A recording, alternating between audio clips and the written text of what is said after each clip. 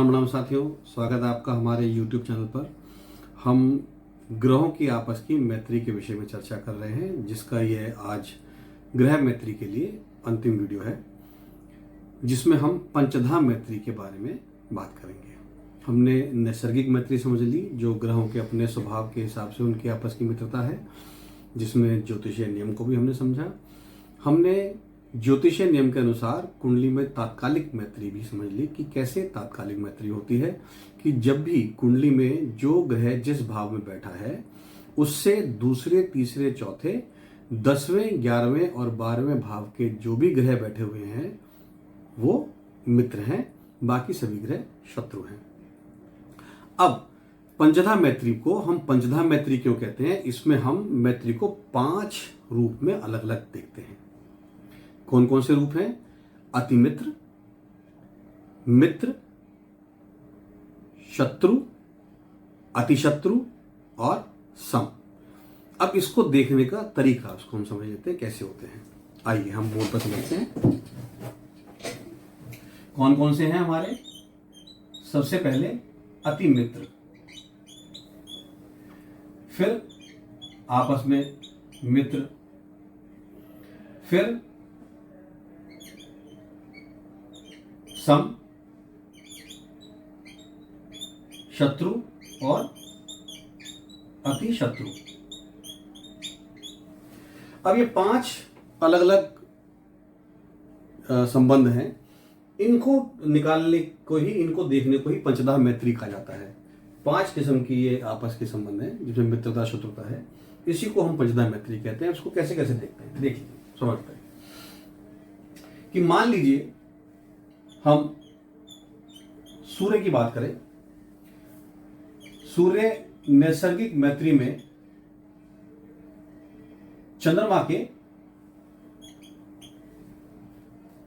के मित्र हैं। ये नैसर्गिक मैत्री है। तात्कालिक मैत्री में सूर्य चंद्रमा के शत्रु हो जाते हैं।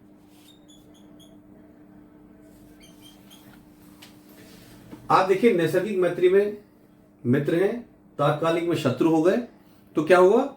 एक जगह मित्र हैं, एक जगह शत्रु हैं, तो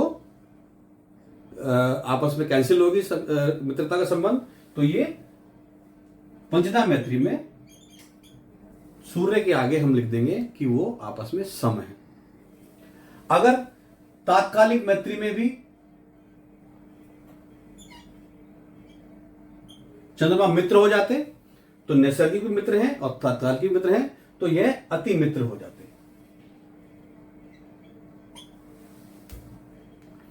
अगर चंद्रमा का कोई संबंध बनता ही नहीं तात्कालिक मैत्री में, कि वो ना तो वो दूसरे, तीसरे, चौथे या 10वें, 11वें, 12वें वहां बैठे, और हो सकता है वो सूर्य की उच्च राशि में भी नहीं बैठे, कोई ऐसी जगह बैठे जहां पर कोई संबंध नहीं बन के आ रहा है, ना शत्रुता का, मित्रता का, तो वो खाली चंद्रमा मित्र रह जाते हैं।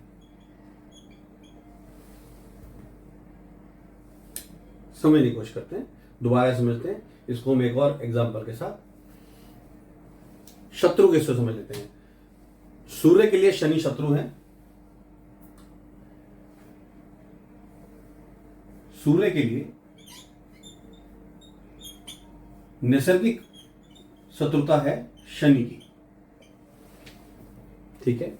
लेकिन तात्कालिक मैत्री में शनि सूर्य के मित्र हो गए,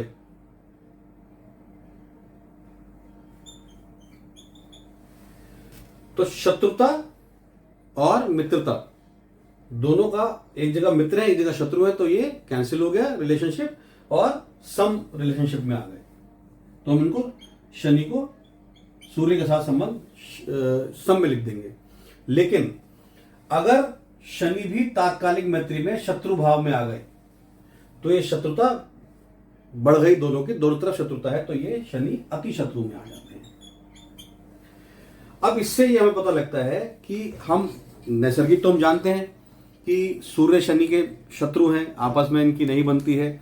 लेकिन अगर इनका आपस में तात्कालिक संबंध कुछ ऐसा है कि शत्रुता की जगह मित्रता का हो गया, तो वो नैसर्गिक शत्रुता और तात्कालिक मित्रता मिलके दोनों को सम बना देती है। तो उस कुंडली में अगर हम ध्यान से देखेंगे तो सूर्य और शनि की वजह से बहुत ज़्यादा आपस में क्लैश या बहुत ज़्यादा आपस में परेशानियां नहीं होंगी। लेकिन जिस कुंडली में शनि सूर्य के लिए अति शत्रु हो गए, तो उस कुंडली में शनि का अति शत्रुता का प्रभाव देखने को जरूर मिलेगा। हम किसी कुंडली विवेचना के समय में इस बात को जरूर विषय को लेंगे और कुंडली विवेचना में इसको कैसे देख सकते हैं, कैसे समझ सकते हैं, क्या प्रभाव हो सकते हैं, उसको हम और आगे जरूर समझेंगे अपने आने वाले वीडियोस के अंदर। आप हमसे किसी विशेष योग या विशेष ज्योतिषीय विषय पर चर्चा हमसे चाहते हैं तो आप हमको कमेंट बॉक्स में लिख के बता सकते हैं। आप हमारे वीडियो को लाइक कीजिए, अपने साथियों के साथ शेयर कीजिए और हमारे चैनल को सब्सक्राइब कीजिए।